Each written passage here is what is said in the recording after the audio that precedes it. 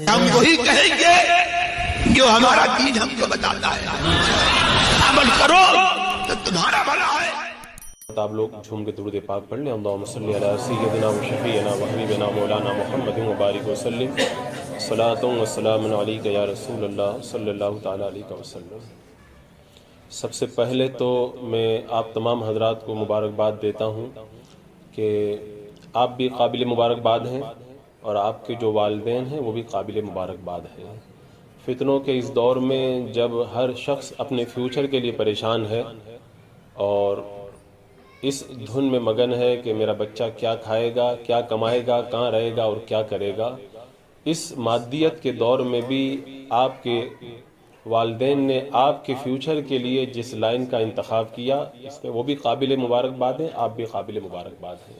اور میں خود اگر اپنی بات بتاؤں تو بچپن سے لے کر کے آج تک، یعنی دینی لائن میں آنے تک جن لوگوں نے میرے ساتھ میں زندگی گزاری، جب ان کے ساتھ میں بھی ہم لوگ بیٹھتے ہیں تو فخر کے طور پر اس بات کو ہم بیان کرتے ہیں کہ الحمدللہ ہمارے والدین نے ہمارے لیے جس لائن کا انتخاب کیا وہ اس لائن سے کئی زیادہ بہتر ہے جس لائن کا انتخاب آپ کے والدین نے آپ کے ساتھ میں کیا۔ اس لیے کہ وہ لوگ آج دنیاوی لائن میں پیسہ کما رہے ہیں، ان کا وقت آج پیسہ گننے میں صرف ہوتا ہے، وہی ہمارا وقت جو ہے اللہ کا شکر ہے کہ قرآن و سنت کے اوراق کو جو ہے وہ پلٹنے اور کچھ سیکھنے اور سمجھنے کے اندر صرف ہوتا ہے۔ یہ بتاؤ کتنا بڑا فرق ہے یہ۔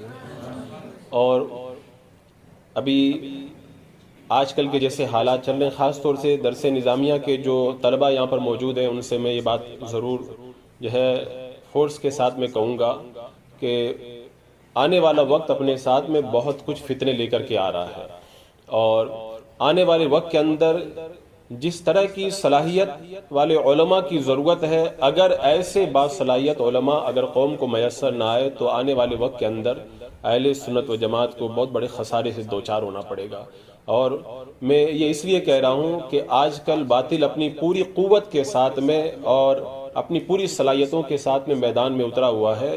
اس طرح سے ہماری طرف سے اگر اچھے طلبہ میدان میں آ کر کے کام کرنے والے تیار نہ ہوئے تو یہ بہت بڑا نقصان ہوگا۔ یہ آپ قوموں کی تاریخ آپ پڑھیں، دنیا میں بے شمار مذاہب آئے، کئی ادیان آئے، لیکن جب ان کا رہبر و رہنما چلا گیا تو اس کے بعد میں مذہب یا تو تبدیل ہو گیا یا مٹ گیا، اور صرف تاریخ کے صفحات میں اس کا نام باقی رہ گیا۔ لیکن اسلام جو آج اپنی پوری تابانی کے ساتھ میں موجود ہے، اور میرے آقا صلی اللہ تعالیٰ علیہ وسلم کے دنیا سے پردہ کیے ہوئے تقریباً 1450 سال کا جو عرصہ گزر گیا، اس کے باوجود بھی جس اپنی اصلی صورت کے اندر اسلام کل موجود تھا آج بھی موجود ہے۔ اس کی بڑی وجہ کیا ہے؟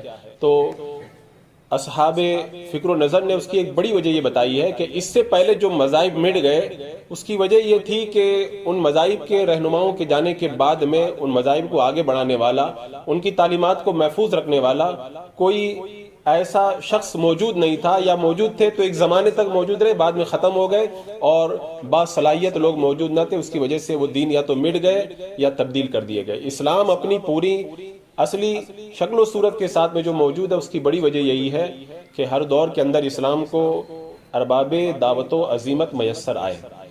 ایک شخصیت جاتی تھی، دوسری اس کی جگہ موجود ہوتی تھی، دوسری جاتی اور تیسری موجود ہوتی تھی۔ اور آپ کو یہ تو پتہ ہی ہے کہ جو شخصیات جو منشا صعود پر جو آتی تھی وہ کہاں سے آتی تھی؟ انہی مدارس سے تو آتی تھی۔ جو بھی اسلام کی تعلیمات کو آگے بڑھانے کے لیے لوگ آتے رہے وہ سب کہاں سے آتے رہے؟ انہی مدارس سے جو ہے وہ طلبہ جو ہے وہ پیدا ہوتے رہے، اور میدان کے اندر آ کر کے اسلام کی صحیح تصویر کو دنیا والوں کے سامنے رکھتے رہے۔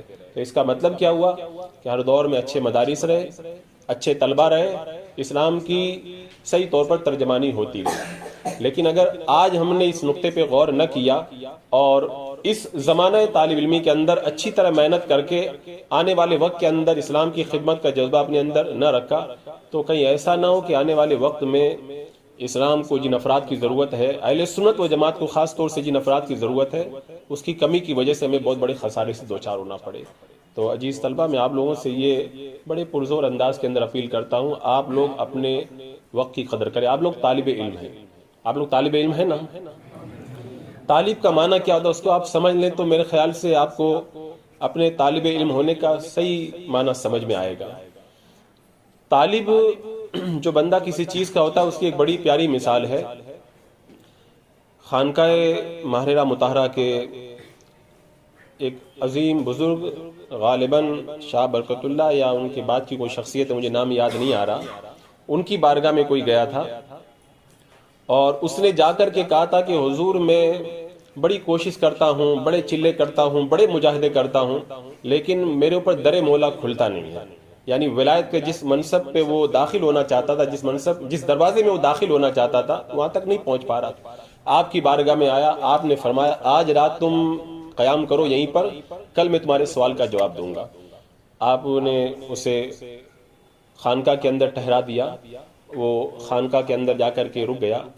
مریدین جو تھے وہاں پہ خدمت پہ، ان سے آپ نے فرمایا کہ اس کو آج رات میں کھانے کے لیے مچھلی بنا کر کے دینا اور ساتھ میں اس کو پانی مت دینا.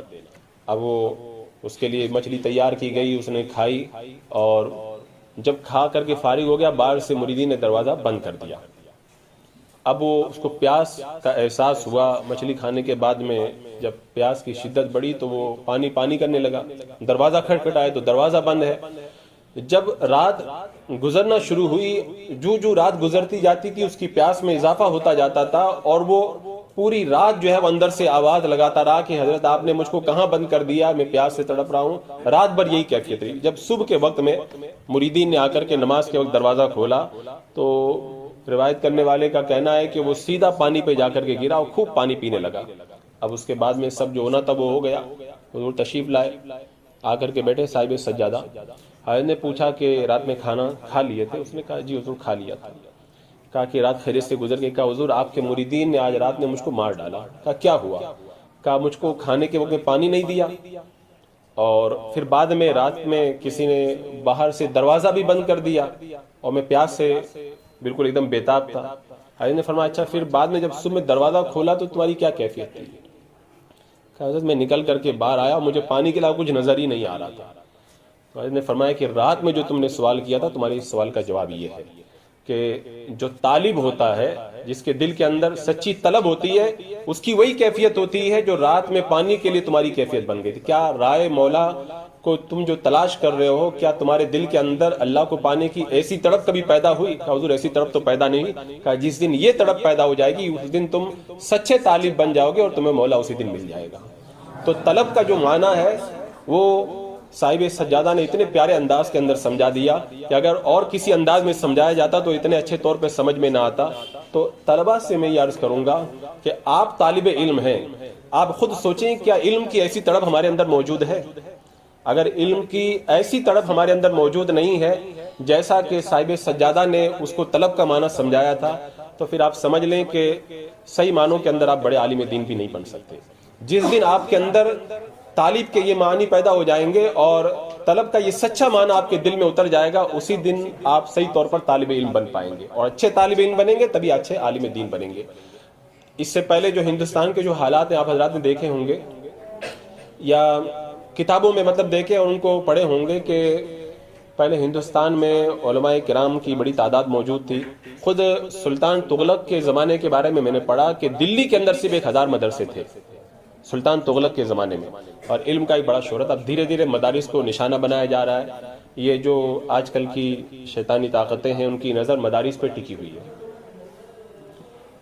عرب ممالک اور شیعہ ممالک وغیرہ میں ان لوگوں نے تجربات کیے ہیں اور ان تجربات کو وہ ہندوستان کی سرزمین پہ دہرانا چاہتے ہیں، اور ان کو پتہ چل گیا ہے کہ بر صغیر ہند و پاک میں جو تدین پایا جاتا ہے یہ تدین ہمیں دوسرے ممالک کے اندر کہیں نظر نہیں آتا. آپ جا کے دیکھ لیں خانہ کعبہ میں لوگ خانہ کعبہ کی طرف پیر لمبے کر کے بیٹھ بھی جاتے ہیں، قرآن پاک زمین پہ رکھ دیتے ہیں. آپ نے وہاں پہ دیکھا ہوگا کہ نماز پڑھتے پڑھتے موبائل پہ بات بھی کر لیتے ہیں. جن لوگوں نے جو ہے وہ وہاں کے حالات کو سنا انہیں پتا ہے. تو ان کو پتا ہے کہ تدین جو عرب ممالک میں نہیں ہے، ادھر شیعہ ممالک میں نہیں ہے، وہ تدین ہمیں بر صغیر ہند و پاک میں ملتا ہے، اور ان کی نظر اس تدین کو ختم کرنے پہ. تدین کہاں سے پیدا ہوا؟ انہیں پتا چلا علماء کی وجہ سے. علماء کہاں سے پیدا ہوا؟ مدارس سے. تو اب مدارس کو ٹارگیٹ بنایا جا رہا ہے. تو یہ آنے والا وقت اپنے اندر بہت کچھ فتنے لے کر کے آ رہا ہے. میں آپ سے اس لیے یہ اپیل کر رہا ہوں کہ آپ لوگ بڑی محنت کریں، اس لیے کہ آپ کا مقابلہ آنے والے وقت کے اندر بہت ساری جو ہے وہ ان شیطانی قوتوں سے ہے. اچھی صلاحیتیں اگر آپ کے پاس میں نہیں ہوں گی تو آپ کوئی بڑا کام انجام نہیں دے پائیں گے. اور اس کے لیے میں آپ لوگوں سے ایک ضروری بات یہ کہوں گا کہ آپ لوگ اپنے وقت کی خوب قدر کریں. یہ اللہ کا کتنا بڑا احسان ہے ہمارے اوپر کہ اللہ تبارک و تعالیٰ نے ہمیں اس راہ کا جو ہے وہ طالب بنایا، کسی اور راستے میں ہم لوگ نہ پڑے. اور یہ ایسی راہ ہے، مجھے یاد آتا ہے حضرت عبداللہ ابن مبارک رضی اللہ تعالیٰ عنہ سے کسی نے کہا تھا کہ حضور آپ اتنے بڑے محدث ہیں پھر بھی تجارت کرتے ہیں، آپ کو تو حدیث کا درس دینا چاہیے، اور وہ آپ دیتے بھی ہیں، لیکن اپنا سارا وقت اگر آپ اس میں صرف کریں تو بہت بڑا کام ہو جائے گا.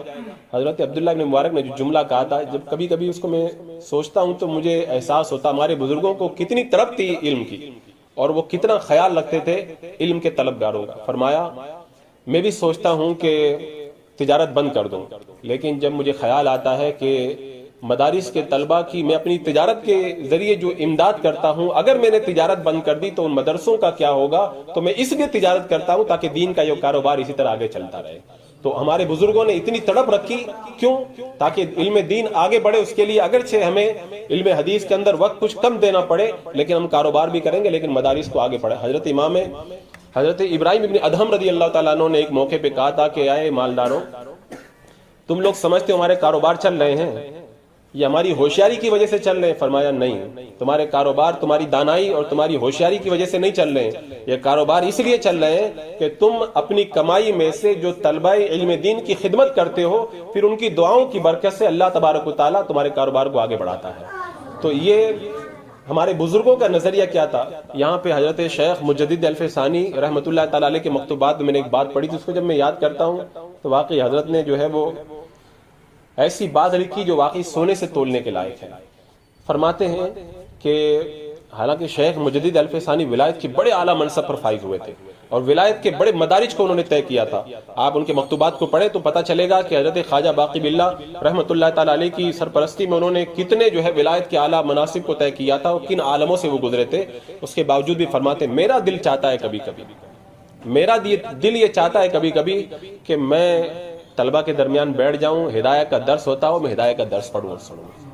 یہ انہوں نے اپنے مکتوبات میں اس بات کو لکھا ہے. بتاؤ، جو آدمی جو ہے وہ کشف کے اعلیٰ مقام پہ پہنچ چکا ہو اور عالم جبروت، ملکوت اور لاہوت کی منزلیں طے کر چکا ہو، اور جو ہے جس کے سامنے جو پردہ ہے وہ ہٹ کر کے بالکل سب ظاہر ہو چکا ہو، سب کچھ دیکھ رہا، وہ بندہ یہ لکھ رہا ہے کہ میرا دل چاہتا ہے کہ طلبہ کی مجلس ہو، ہدایت کا درس ہو رہا ہو، میں بھی اس کے اندر بیٹھ کے ہدایت کی تکرار کروں گا. تو اس سے آپ اندازہ لگائیں طلبہ کی عظمت جو ہے وہ کتنی بلند ہے. اور اس حوالے سے صاحب مناظرہ رشیدیہ کی وہ بات بھی بڑی پیاری بات ہے. آپ فرماتے ہیں کہ جب انتقال کا وقت آیا تو آپ نے فرمایا کہ میری ایک وصیت ہے، جب میرا انتقال ہو جائے، مناظرہ رشیدیہ کے جو مصنف ہیں انہوں نے وصیت کی تھی کہ میرے انتقال کے بعد میں جو طلبہ میرے پاس پڑھنے آتے تھے اور جس پتھر اور جس سل کے اوپر وہ طلبہ آ کر کے اپنے جوتے اتارتے تھے، تو جب میرا انتقال ہو جائے، مجھ کو قبر میں رکھا جائے، تو میری قبر کے اوپر جو پتھر رکھا جائے گا وہ پتھر وہی پتھر رکھنا جس پہ طلبہ اپنے جوتوں کو اتارا کرتے تھے. بتاؤ، جو آدمی ساری زندگی علم دین کی خدمت کرتا رہا، اس کی آخری تمنا دیکھو کتنی بڑی تمنا ہے کہ طلبہ کے جوتوں کی خاک جس پتھر پہ لگی ہے وہ پتھر اگر میری قبر پہ رکھ دیا جائے گا، اللہ تبارک و تعالیٰ اس کے صدقے میں میری جو ہے مغفرت فرما دے گا. تو ہمیں تو اپنی قدر معلوم ہی نہیں ہے. اگر ہم سچے طالب علم بن جائیں تو صحیح معنوں کے اندر آپ لوگوں کی قدر بہت بلند ہے. یہ صرف کہنے سننے والی چیز نہیں ہے. حضرت شیخ مجدد الف ثانی رحمۃ اللہ تعالیٰ علیہ کو کسی نے خط لکھا تھا. خط میں اس نے کچھ لکھا ہوگا تو اس میں درمیان میں یہ بھی لکھ دیا کہ طلبہ کرام و صوفیاء کرام، یا علماء کرام و صوفیاء کرام، یہ جملہ اس نے لکھا تھا. شیخ مجدد الف ثانی رحمۃ اللہ تعالیٰ نے جو جواب لکھا، اللہ اکبر، کہتے ہیں نا کہ بندہ صحیح معنوں میں جب حقیقت تک پہنچ جاتا ہے تب وہ سمجھتا ہے کہ شیخ کا مقام و رتبہ کیا ہوا کرتا ہے. جواب میں آپ نے جو لکھا تو اتنی خوشی کا اظہار کیا، اتنی خوشی کا اظہار کیا. کیوں؟ کہا تمہارا خط پڑھ کے مجھے اتنی خوشی ہوئی کہ تم نے اپنے خط کے اندر صوفیاء کا نام بعد میں لکھا، علماء کا نام پہلے لکھا. تم نے صوفیاء و علماء نہیں لکھا بلکہ تم نے لکھا علماء و صوفیاء کرام. تو پہلے صوفیاء کرام سے پہلے، اولیاء کرام سے پہلے جو تم نے یہ علماء کا لفظ لکھا، طلبہ علم دین کا لفظ لکھا، اس کو پڑھ کر مجھے اتنی خوشی ہوئی کہ آپ نے جو لکھا ہے واقعی آپ کے دل میں صوفیاء سے زیادہ طلبہ اور علماء کی محبت ہے، اور یہ بہت بڑی نعمت اور بہت بڑی دولت ہے. تو بتاؤ، شیخ مجدد الف ثانی بتا رہے ہیں کہ اگر کوئی صوفی سے پہلے اگر عالم کا تذکرہ کر دے تو مسرت سے جو جھوم جا رہے ہیں. تو اس سے آپ اپنی عظمتوں کا اندازہ لگائیں کتنی عظمتیں ہیں آپ کی.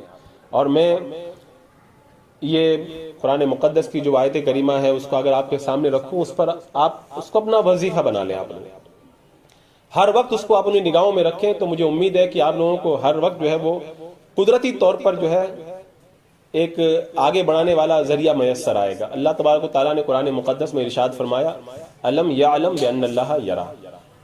کیا وہ نہیں دیکھ رہا ہے کہ اللہ دیکھ رہا ہے؟ کیا بندے کو یہ پتا نہیں کہ اللہ دیکھ رہا ہے؟ میں نے کئی طلبہ کو یہ وظیفہ بتایا، انہوں نے اس کا فائدہ محسوس کیا. آپ لوگ یہاں پہ بیٹھے ہوئے ہیں، جا کے کھانا کھائیں گے، اپنے کاموں میں لگ جائیں گے. جب بھی آپ لوگوں کو فرصت ملے تو آپ اس آیت کریمہ پہ غور کریں کہ کیا اللہ تعالیٰ نے جو یہ فرمایا کہ کیا تمہیں یہ معلوم نہیں کہ اللہ دیکھ رہا ہے. اگر وہ شیخ عبدالعزیز دباغ رحمۃ اللہ تعالیٰ علی بری شریف کے اندر لکھا ہے کہ میرے شیخ نے مجھ کو بھیج دیا کہ جاؤ تم باغ میں جاؤ، میں پیچھے پیچھے آ رہا ہوں. بولے میں جب باغ میں پہنچا تو میرے شیخ آئے اور جلال کے عالم میں آئے، سب مزدوروں کی چھٹی کر دی اور مجھ سے کہا کہ عبدالعزیز تم نے کچھ دیکھا ہے؟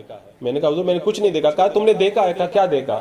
کہا میں نہیں آیا تو یہ کام جو ہے وہ دھیرے دھیرے کر رہے تھے، کام جو ہے دھیرے کر رہے تھے، اور میں آیا تو جو ہے بہت تیزی کے ساتھ میں کام کرنے لگے. یہی طریقہ ہوتا ہے غافل لوگوں کا کہ وہ اگر کوئی دیکھتا ہے تو کام محنت سے کرتے ورنہ محنت سے نہیں کرتے. تو بندوں کا جب یہ حال ہے تو جس کو خدا دیکھ رہا وہ کام کتنی محنت سے کرے گا، آپ اس کا اندازہ لگائیں.